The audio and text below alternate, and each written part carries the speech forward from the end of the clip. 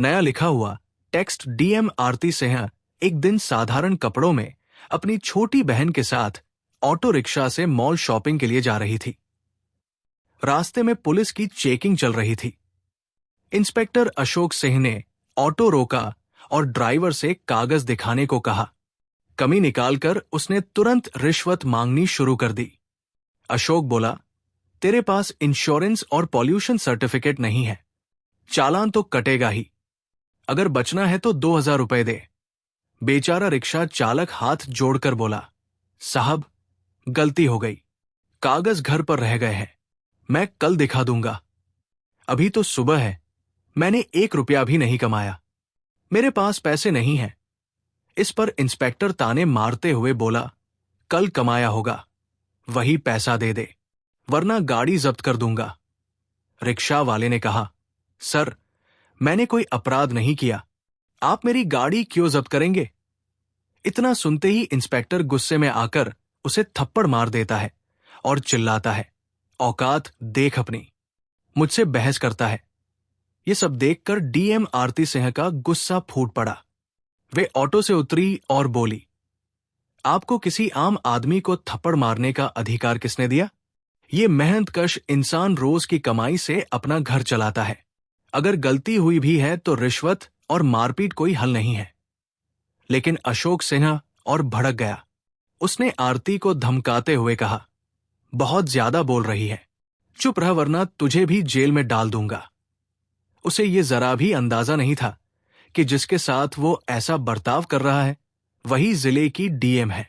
आरती ने शांति से जवाब दिया, पुलिस का काम जनता की सेवा करना है, उन्हें लूटना नहीं।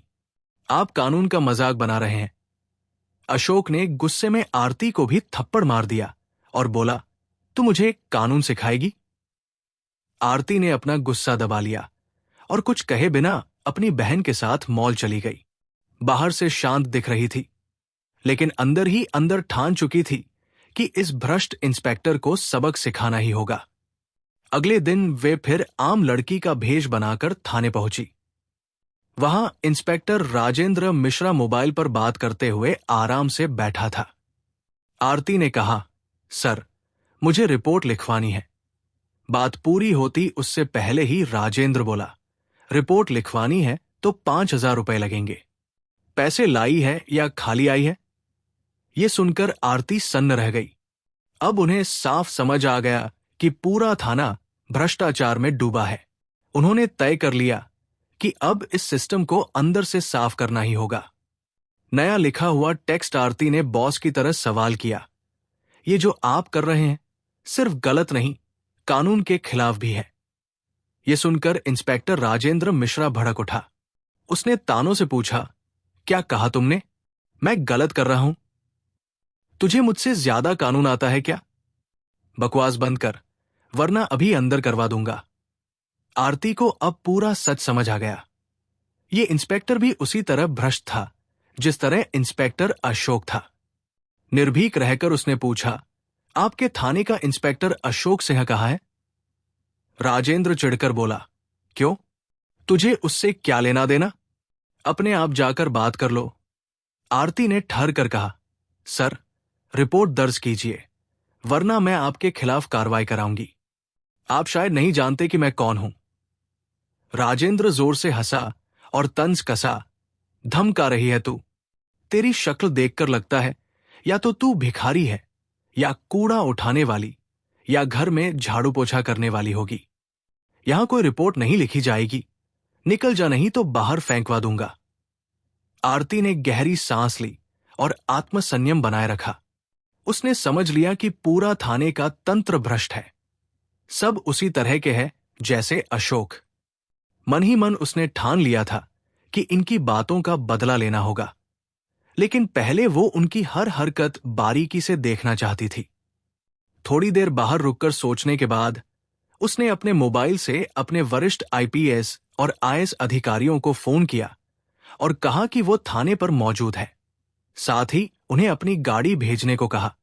फिर वो फिर से थाने में गई। राजेंद्र ने उसे देखकर गरजते हुए कहा, वो लड़की फिर आ गई, अब तो जेल भेजना ही पड़ेगा। आरती शांत और स्पष्ट स्वर में बोली, सर, मेरी केवल एक मांग है, रिपोर्ट दर्ज कीजिए। अगर थाने वाले ही जनता के साथ ऐसा व्यवहार करेंगे तो हमें न्याय किससे मिलेगा?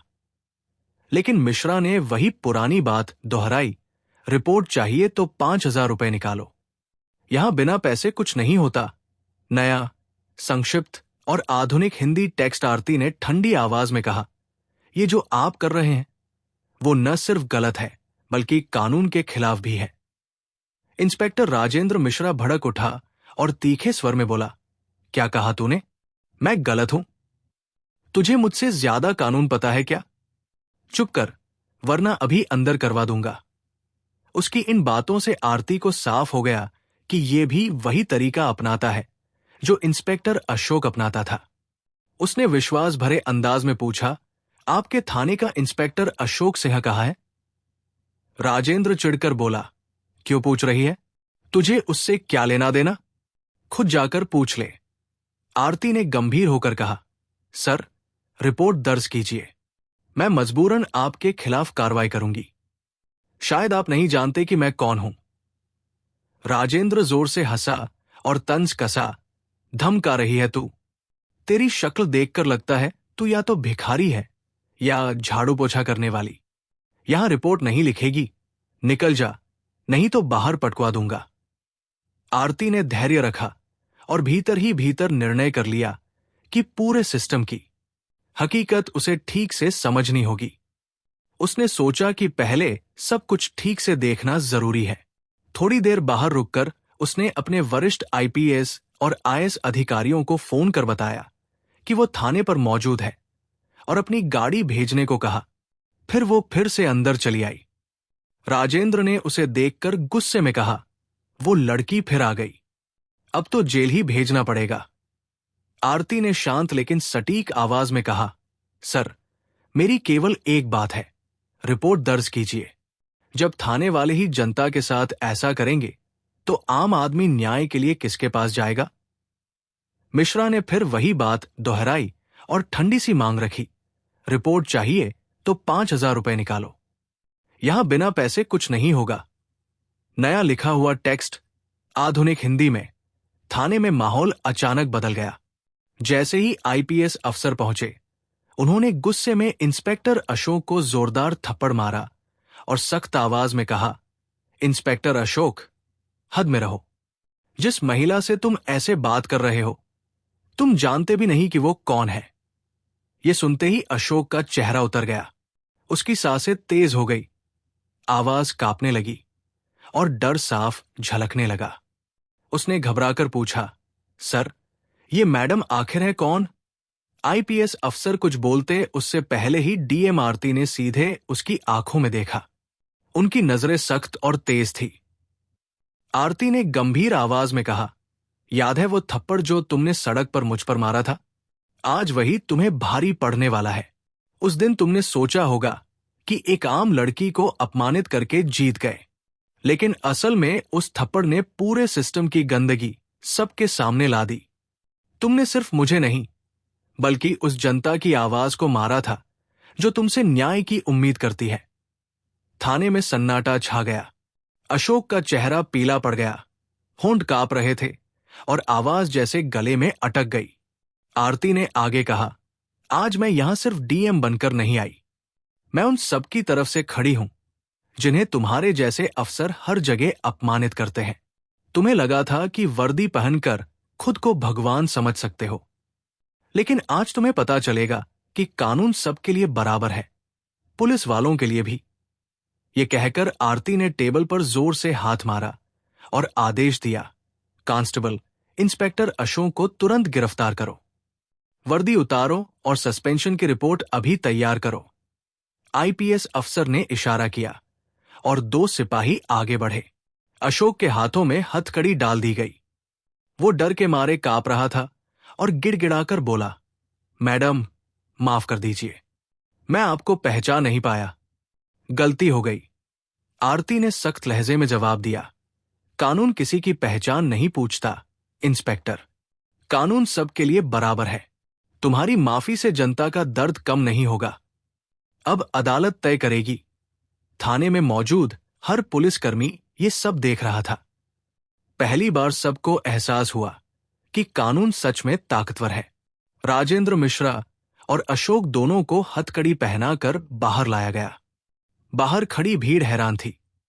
लोग एक दूसरे से फुसफुसा रहे थे कि जिले के दो बड़े अफसर आज जेल जा रहे हैं। आईपीएस अधिकारी ने मीडिया से साफ कहा, अब से इस जिले में दादागिरी नहीं चलेगी, सिर्फ कानून चलेगा। चाहे पुलिस वाला हो, नेता हो या आम आदमी, गलती करेगा तो सजा मिलेगी। भीड़ तालियां बजाने लगी। लोग अपने मोबाइल पर यह ऐतिहासिक पल रिकॉर्ड कर रहे थे। दोनों अफसरों को जीप से सीधा जेल ले जाया गया। गाड़ी रुकी तो जेलर खुद बाहर आया। आरती और आईपीएस ने आदेश दिया, इनको कैदी बना दो। आज से ये अफसर नहीं, अपराधी है। उनकी वर्दी उतरवा दी गई और सफेद कैदी की ड्रेस पहना दी गई। चेहरों पर शर्म, गुस्सा और पछतावा साफ दिख रहा था। जब सलाखों के पीछे धकेला गया तो राजेंद्र मिश्रा फूट फूट कर रो पड़ा। अशोक बड़बड़ाया, अगर उस दिन थप्पड़ ना मारा होता तो शायद आज ये दिन देखने को ना मिलता।